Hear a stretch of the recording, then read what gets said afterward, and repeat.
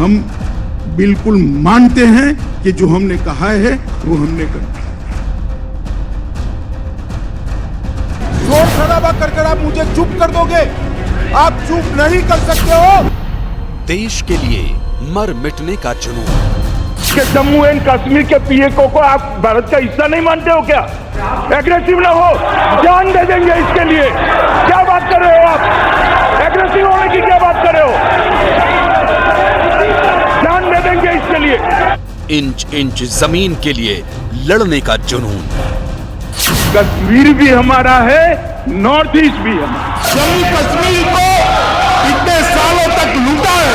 वंशवाद, corruption, drug, आतंकवाद पर एक्शन का जुनून।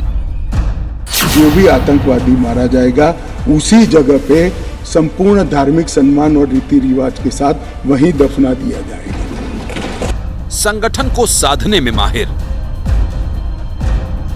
जिसके सियासी दांवपेच अचूक हैं।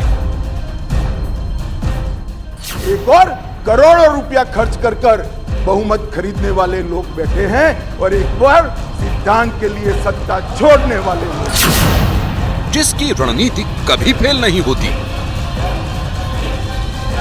313 बदलाव है मान्यवर, और मैं इतना कह सकता हूं कि हमारी न्यायिक दंड प्रक्रिया, क्रिमिनल जस्टिस सिस्टम के अंदर आमूलचूल परिवर्तन होगा और सबको ज्यादा से ज्यादा 3 साल के अंदर न्याय, जिसके नाम दर्ज है 370 से लेकर अंग्रेजी कानून तक से आजादी दिलाने का कीर्तिमान। उस शख्सियत को कहते हैं अमित शाह। स्टोन पेल्टिंग क्यों कम हुई? स्टोन पेल्टिंग का एक भी केस अगर रजिस्टर है तो वो परिवार में से किसी को नौकरी नहीं मिली। मतभेद मनभेद की राजनीति से जुदा, जिसका अपना अलग राजनीतिक शास्त्र है, अलग रणनीति है। वो निडर हैं, बेखौफ हैं, और किसी भी राजनेता का ये सबसे बड़ा गुण है। धारा 370-35A हो या श्री राम मंदिर का निर्माण या 3 तलाक, आपने कभी अमित शाह जी को बैकफुट पे खेलते हुए नहीं देखा होगा। जो देश के लिए सही है उसे धरातल पर उतारने से वो कभी घबराते नहीं।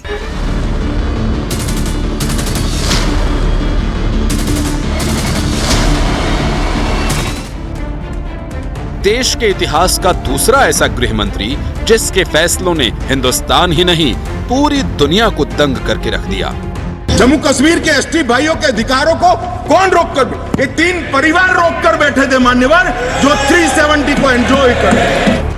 अंदाज ऐसा कि सबसे जुदा, भाषण शैली ऐसी कि कोई दूजा कर ही न सके, शब्दों पर तगड़ी पकड़, लफ्जों में तीखी धार, जिसकी रणनीति ही सबसे बड़ा हथियार।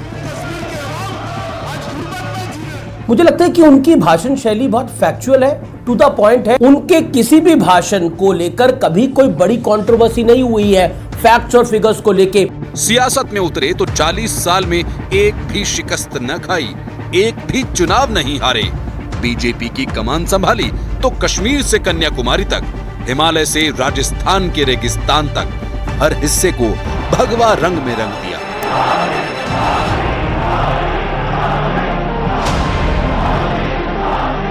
जब लोकसभा का चुनाव हुआ था, उत्तर प्रदेश के नतीजे हिंदुस्तान के लोगों को चौंका दिया था, और तब मैंने कहा था इस चुनाव के man of the match Amit भाई शाह है।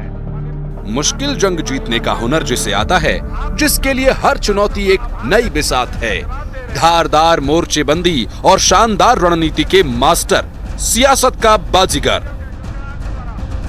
2014 के बीजेपी की महाविजय के मास्टर अमित शाह को जीत का दूसरा नाम कहा जाता है। अब उन्हीं शाह के कंधों पर है 2024 में चमत्कारिक इतिहास लिखने की जिम्मेदारी। लेकिन कैसे ये संभव हुआ? कितनी मेहनत, कौन सी रणनीति, कौन से फैक्टर्स थे जिनकी बदौलत अमित शाह को तमगा मिला चाणक्य का? आज के व्यक्ति विशेष में इसी पर होगी बात।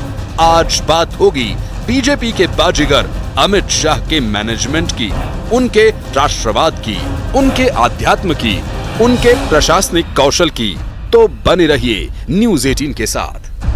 कश्मीर भी हमारा है, नॉर्थ ईस्ट भी है। राम का चरित्र और राम ये देश के जनमानस का प्राण है।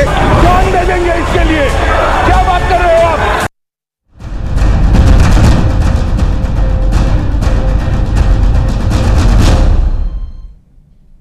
जी हां, चिंतन, मंथन और विचारधारा, यथार्थवाद और व्यवहारिकता, इन शब्दों के मायने भले ही आपको गंभीर लगे, लेकिन जब चाणक्य नीति का आप अध्ययन करेंगे तो सारा सारांश एक खास शख्सियत के आसपास पाएंगे। नमस्कार, मैं हूं आपके साथ मेनका चौधरी और आप देख रहे हैं हमारा खास शो व्यक्ति विशेष, जिसमें आज सियासत के चाणक्य यानी अमित शाह की बात होगी। मुकद्दर को मुट्ठी में करके राजनीति में उतरने वाली वो शख्सियत जिसे श्रेय जाता है बीजेपी को फर्श से अर्श तक पहुंचाने का। देश से जुड़े मसलों पर कड़े फैसले लेने वाले अमित शाह अगली पंक्ति में नजर आते हैं। धारा 370, CAA और उग्रवादियों से शांति समझौते जैसे तमाम ऐसे मुद्दे जो अमित शाह के गृह मंत्री रहते ही संभव हो पाए, वो कैसे? देखिए ये रिपोर्ट। अमित अनिल चंद्र शाह ईश्वर की शपथ लेता हूं कि मैं विधि द्वारा स्थापित भारत के संविधान के प्रति सच्ची श्रद्धा और निष्ठा रखूंगा। हम बिल्कुल मानते हैं कि जो हमने कहा है वो हमने कहा।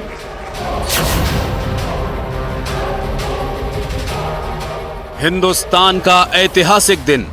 देश के गृह मंत्री अमित शाह हर दिन की तरह संसद की ओर बढ़ रहे थे। हाथ में 2 पन्नों की फाइल और चेहरे पर एक रहस्यमयी भाव। तब तक संसद के अंदर बैठे किसी भी शख्स को यह अंदाजा न था कि आज क्या होने वाला है। राष्ट्रपति संसद की सिफारिश पर यह घोषणा करते हैं कि यह दिनांक जिस दिन भारत के राष्ट्रपति द्वारा इस घोषणा पर हस्ताक्षर किए जाएंगे और इसे सरकारी गैजेट में प्रकाशित किया जाएगा, उस दिन से अनुच्छेद 370 के सभी खंड लागू नहीं होंगे, सिवाय खंड 1 के नामक तदनुसार पढ़ा जाएगा। मैं प्रस्ताव करता हूं कि जम्मू और कश्मीर पुनर्गठन विधेयक 2019 को पुनर्स्थापित करने की अनुमति दी जाए। तभी अमित शाह के इस ऐलान के फौरन बाद पूरी दुनिया में सिर्फ 3 शब्द गूगल पर सर्च किए जा रहे थे। एक धारा 370, दूसरा अमित शाह और तीसरा कश्मीर, क्योंकि अमित शाह ने वो कर दिखाया था जो इतिहास में कभी किसी ने करने की हिम्मत तक नहीं दिखाई। वो निडर हैं, बेखौफ हैं और किसी भी राजनेता का ये सबसे बड़ा गुण है। धारा 370-35A हो या श्री राम मंदिर का निर्माण या 3 तलाक, आपने कभी अमित शाह जी को बैकफुट पे खेलते हुए नहीं देखा होगा। जो देश के लिए सही है उसे धरातल पर उतारने से वो कभी घबराते नहीं। कश्मीर से धारा 370 की समाप्ति, आतंकवाद, उग्रवाद, नक्सलवाद और पूर्वोत्तर में जनजातीय समाज के साथ जो दशकों से लंबित शांति समझौते चले आ रहे थे, उनको परिणाम तक ले जाना, ये सब बिना श्री राम की प्रेरणा और उनकी कृपा के संभव ही नहीं था। कश्मीर पर इस ऐतिहासिक फैसले से पहले अमित शाह को चाणक्य के नाम से ही जाना जाता था, लेकिन उनके इस इकलौते फैसले ने उन्हें इतिहास के उन नेताओं की कतार में लाकर खड़ा कर दिया जिन्हें लौह पुरुष कहा जाता है। दोनों ये प्रस्ताव और ये बिल भारत के इतिहास में स्वर्णिम अक्षरों के साथ अंकित हुए। इसलिए एग्रेसिव हूं कि जम्मू एंड कश्मीर के पीएको को आप भारत का हिस्सा नहीं मानते हो क्या? एग्रेसिव ना हो, जान दे देंगे इसके लिए। क्या बात कर रहे हो आप? एग्रेसिव होने की क्या बात कर रहे हो? जान दे देंगे इसके लिए। अमित शाह का व्यक्तित्व दृढ़ फैसलों वाला रहा है, लेकिन कम लोग जानते हैं कि उनके अंदर देश प्रेम कूट कूट कर भरा है। दल से ऊपर देश, अगर ये धारणा मोदी के बाद कोई आत्मसात करता है तो वो हैं अमित शाह। 2047 का भारत कैसा होगा, इसका मोदी जी का संदेश लेकर हम हर कॉन्स्टिट्यूएंसी में जाएंगे और कुछ ही दिनों में देश की जनता ये निर्णय करने वाली है कि आने वाले 5 साल इस देश के शासन की धुरा किस पार्टी के हाथ में होगी, किस व्यक्ति के हाथ में होगी। हिंदुस्तान एक ऐसा देश जिसके अंदरूनी मामले भी इंटरनेशनल मुद्दे बन जाते हैं। ठीक वैसे ही जैसे यूरोपीय यूनियन देशों के मुद्दे हों, यानी भारत जैसे विशाल विविधता से भरे देश का गृह विभाग संभालना, वो भी नाम के लिए नहीं, ऐतिहासिक काम के लिए। ये अपने आप में एक बेहद संवेदनशील और चुनौती भरा काम है। India's internal security is not internal security. We are a continental security. Our security implicates the world. You know, it's like European security. European security is like 20, you know, EU is 28, 27 countries. So, India is a little bigger. So you know, Europe में उनका between countries क्या होता है is a global issue. हमारा भी global. Amit Shah का व्यक्तित्व जितना शानदार है, उनकी रणनीति उतनी ही दमदार, धारदार है। वो जब भी बोलते हैं, विरोधियों में सन्नाटा पसर जाता है। उनके किसी भी बयान पर कभी बड़ा विवाद हुआ हो, ऐसा देखने को नहीं मिला। वजह ये क्योंकि वो नपे तुले शब्दों का भाषण में इस्तेमाल करते हैं, जो फैक्ट्स और फिगर्स से भरे होते हैं। मुझे लगता है कि उनकी भाषण शैली बहुत फैक्चुअल है, टू द पॉइंट है, और अपने हर क्रिटिक को भी वो अपने तरीके से जवाब देते हैं, जो बहुत महत्वपूर्ण है। मुझे एक इंसिडेंट ध्यान में आता है, वो पार्लियामेंट में मणिपुर के विषय पर उन्होंने बोला और लगभग 50-55 मिनट उन्होंने बोला। अमित शाह का जो भाषण था वो मणिपुर के बारे में हर फैक्ट को बता रहा था कि सरकार ने क्या करा है, क्या हो सकता है, क्यों हुआ है। इसके अलावा 370 पे अमित शाह का ऐतिहासिक भाषण हो, वो बताता है, वो दर्शाता है कि अमित शाह सिर्फ पॉलिटिक्स में नहीं, जब वो चुनाव लड़ते हैं, एक तो उनका सबसे बड़ा है कि उनको माना जाता है वो चाणक्य हैं, लेकिन अमित शाह का एक और चेहरा है, वो है फैक्ट्स और फिगर्स वाला। देश में कई दफा ऐसे मौके आए जब बागियों, विद्रोहियों, नाराज लोगों को मनाने की बात आई तो शाह नीति ही काम आई। उल्फा के साथ 40 साल बाद शांति समझौता हुआ। उल्फा के 700 शस्त्र विद्रोहियों ने हथियार डाले। उग्रवाद मुक्त, हिंसा मुक्त और विवाद मुक्त नॉर्थ ईस्ट की परिकल्पना लेकर गृह मंत्रालय चलता रहा। रिकॉर्ड पर 9000 से ज्यादा काडर ने सरेंडर किया है और आसाम की मैं बात करूं तो 85% आसाम में से अब सपा को हटाया जा रहा है। पूरब में शांति का सूरज उगा तो उसके पीछे भी शाह ही थे। इसके अलावा भी शाह की रणनीतिक जीत ही है कि 9 शांति समझौते कराने में वे सफल रहे हैं, जिसमें ANVC समझौता 2014, NLFT-ST समझौता साल 2019 में हुआ, ब्रू समझौता साल 2020 में हुआ, बोडो समझौता साल 2020 में हुआ, कार्बी समझौता साल 2021 में हुआ, आदिवासी शांति समझौता 2022 में हुआ, DNLA समझौता 2023 में हुआ, असम मेघालय अंतर्राज्यीय सीमा समझौता 2022 में हुआ, असम अरुणाचल प्रदेश अंतर्राज्यीय सीमा समझौता साल 2023 में हुआ। अमित शाह की ये रणनीति उन लोगों को झूठा करार देती है जो जीरो टॉलरेंस और एग्रेशन एक्शन को ही शाह का हथियार मानते हैं। सच तो ये है कि विकास, बाद और सबसे बाद में आघात, क्योंकि अमित शाह कोई भी ऐसा समझौता पसंद नहीं करते जो देश के खिलाफ हो। You know, everyone talks about strong man, muscular approach, zero tolerance. He also spoke about it. Yeah. But if you read his speech, he was very clear. We will give development. Second, infrastructure and investments. Number 3, let's go and do deals. You know, let's negotiate. Let's create agreements with everyone who has problems with us. And only 4th was the muscular zero tolerance approach to picking up the gun or terror and stuff. Amit Shah सिर्फ सियासत नहीं करते, वो देश से प्रेम करते हैं। जब जब देश की बात आती है तो सीना ठोककर देश पर मिटने की बात करते हैं। कि जम्मू एंड कश्मीर के पीएको को आप भारत का हिस्सा नहीं मानते हो क्या? एग्रेसिव ना हो, जान दे देंगे इसके लिए। क्या बात कर रहे हो आप? एग्रेसिव होने की क्या बात कर रहे हो? जान दे देंगे इसके लिए। अमित शाह ने जब केंद्र में गृह मंत्री की जिम्मेदारी संभाली, तभी से देश ऐतिहासिक बदलावों का गवाह बना। शाह ने उन मुद्दों, उन मसलों को डंके की चोट पर हल किया जिनके जिक्र से भी कांग्रेस डर जाया करती थी।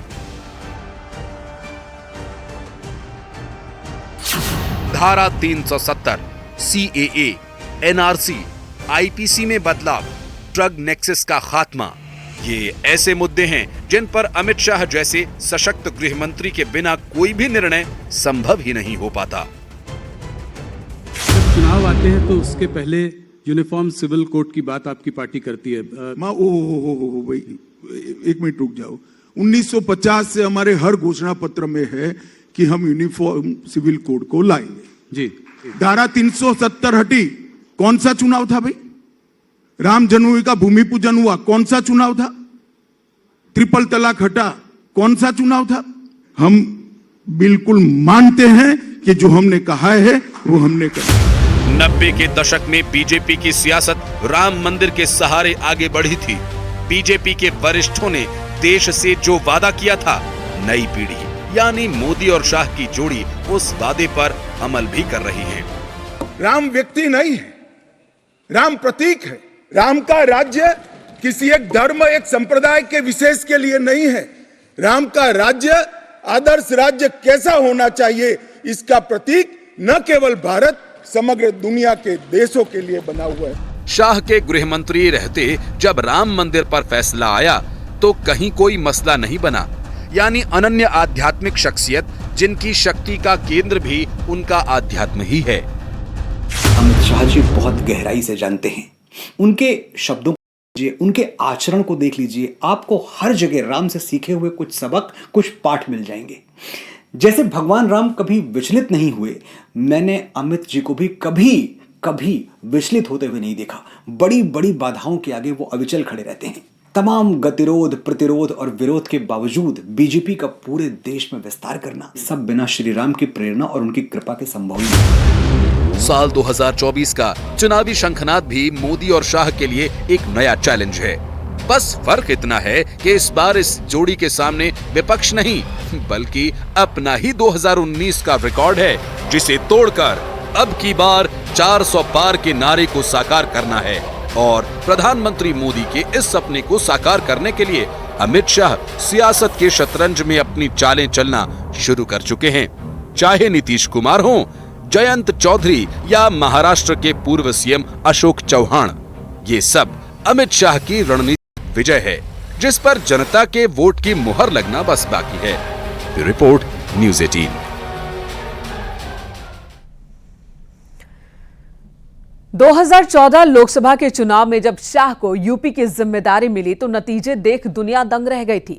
उसके बाद जब बीजेपी की कमान संभाली तो पार्टी को उस ऐतिहासिक ऊंचाई पर लेकर गए जहां विपक्ष के लिए उन्हें छू पाना भी मुश्किल हो गया। शाह ने संगठन को इस तरह संवारा कि देश से कांग्रेस का जनाधार निचले स्तर पर चला गया। 71% आबादी को भगवा रंग में रंगने वाले अमित शाह वो नाम बन गए जो न कभी हारते न कभी थकते। लेकिन ये चमत्कार कैसे हुआ? क्या है वो शाह नीति जो राजनीति के छात्रों के सिर के ऊपर से गुजरती है और विपक्ष के लिए सबसे बड़ी चुनौती बन गई है?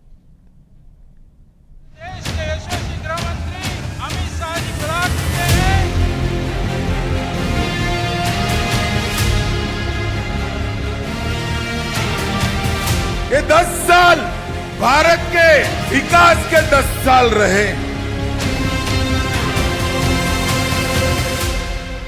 विजेता जब इतिहास लिखते हैं तो वर्तमान उनका स्वागत कुछ ऐसे ही करता है।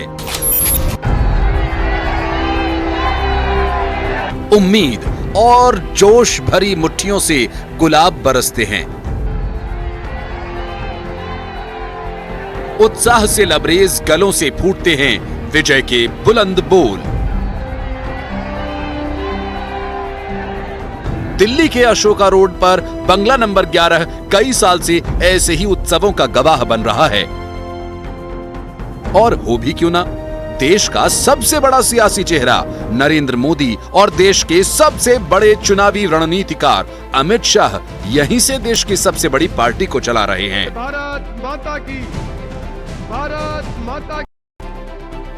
दिल्ली दरबार में बड़ी सियासी हस्तियों की दौड़ जहां आकर खत्म हो जाती है, जहां विपक्ष की हर रणनीति, हर प्लानिंग जाकर दम तोड़ देती है, वहां से शुरू होता है इस अजेय जोड़ी का जिक्र।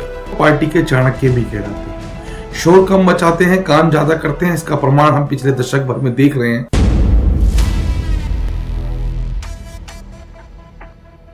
यानी सियासत की वो अभिजीत अजय अद्वितीय जोड़ी का एक चेहरा जिसे पूरी दुनिया अमित शाह के नाम से जानती है। अमित शाह को खास बनाता है उनका कुशल मैनेजमेंट, प्रखर राष्ट्रवाद, बेहतर प्रबंधन और अनन्य आध्यात्मिकता। साल 2014 के लोकसभा चुनाव के दौरान उनकी इन्हीं खूबियों ने बीजेपी को एक ऐसा चेहरा दिया जिसके बिना प्रधानमंत्री मोदी के अश्वमेघ के घोड़े को पूरे देश की दौड़ लगाना मुश्किल हो जाता। 2014 में जब अमित शाह आए तो जो पहला काम उन्होंने किया, उन्होंने भाजपा में, देखिए भाजपा का संगठन तो था ही, उसमें तो कोई कमी नहीं थी, लेकिन उसको चलाने वाला कोई नहीं था। तो वो आए, उन्होंने अपने ऐसे छत्रपों का, ऐसे सेना नायकों का चयन किया जिन्होंने उनको काम करके दिया। ये पहली बात होती है कि आप अपनी टीम कैसे चुनते हैं। तो अमित शाह ने वो टीम चुनकर दी, ये असल काम था उनका। उन्होंने ये किया और 2014 में उन्होंने भाजपा को एक युद्ध लड़ने वाली यूनिट के तौर पर बदला। यूं तो अमित शाह का सियासी सफर बहुत पहले ही शुरू हो चुका था, लेकिन हमारी कहानी 2014 से आगे बढ़ी।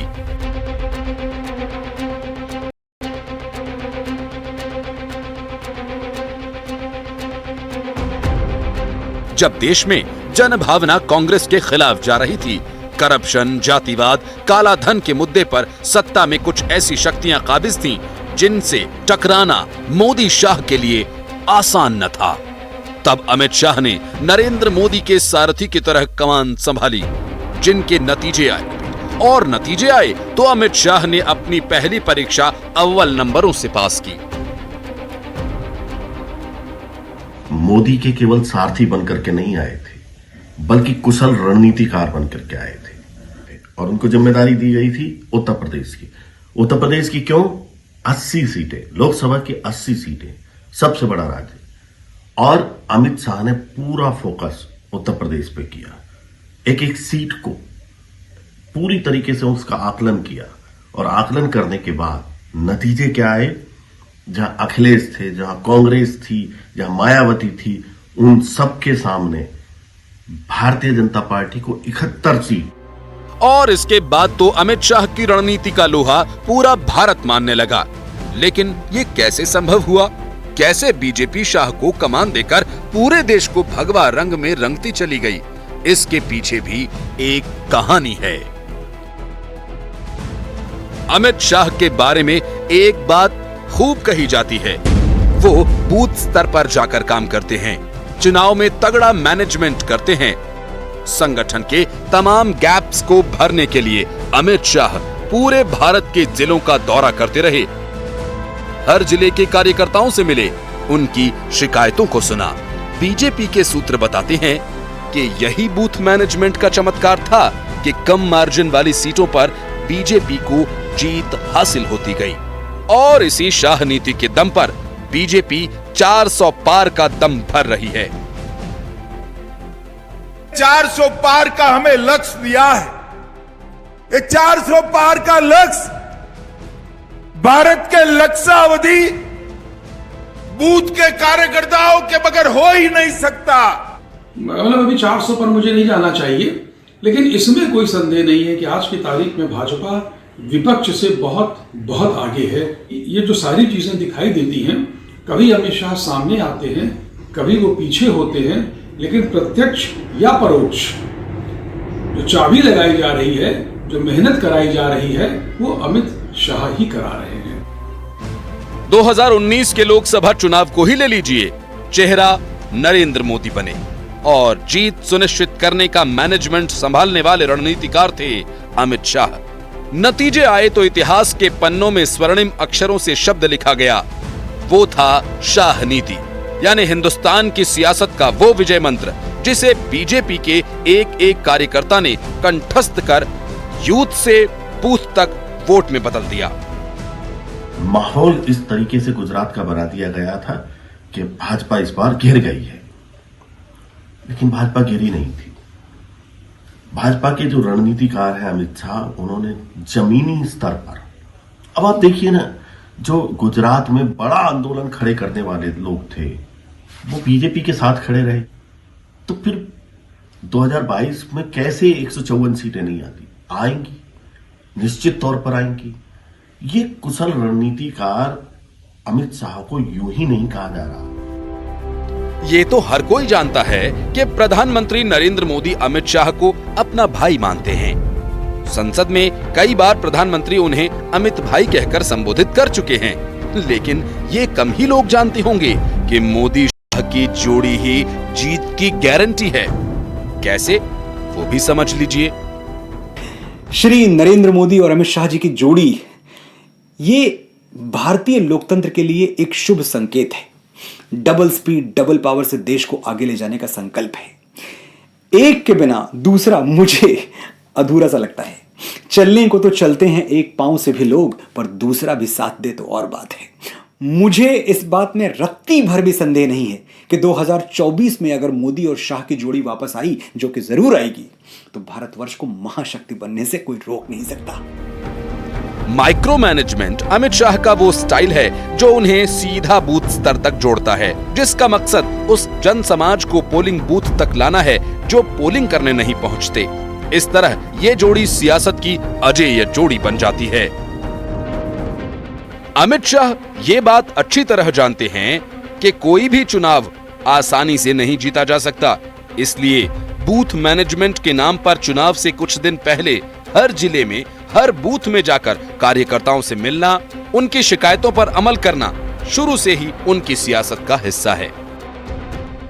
मैं अमित शाह के साथ कर्नाटक के चुनाव में था और 12 घंटे 24 घंटे जो एक नेता के साथ रहते थे, तो एक कार्यकर्ता ने खाना भेजा और फ्लाइट में उनकी खाना वैसे भी था, हेलीकॉप्टर में खाना वैसे भी था, तो उन्होंने बोला ये मेरा कार्यकर्ता मुझे खाना दे के गया है, तो मैं इस खाने को ज़रूर खाऊंगा, क्योंकि उसको लगेगा कि अमित शाह तो खाएगा ही खाएगा। तो ये बताता है कि उनकी संगठन शक्ति क्या है। मुझे लगता है कि वो संगठन पे सिर्फ काम नहीं करते, उस संगठन की शक्ति को महसूस भी करते हैं। वो उनको थोड़ा जिसे कहते हैं और नेताओं से अलग लीग में डाल देता है।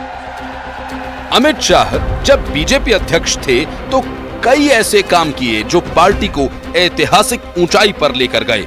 उन्होंने पार्टी को मजबूत करने के लिए कोर ग्रुप को सक्रिय किया, मिशन मोड में प्रवास किए, क्षेत्रीय बैठकें की, नियमित कार्यकारिणी की बैठकें ली, जिला कार्यालयों का निर्माण कराया, नया और आधुनिक बीजेपी दफ्तर बनवाया, प्रशिक्षण अभियान चलाए गए।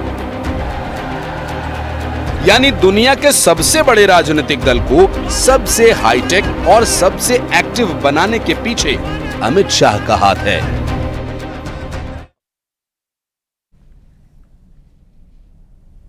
व्यक्ति विशेष में आज इतना ही। यहां रुकेंगे एक ब्रेक के लिए, खबरों का सिलसिला जारी है।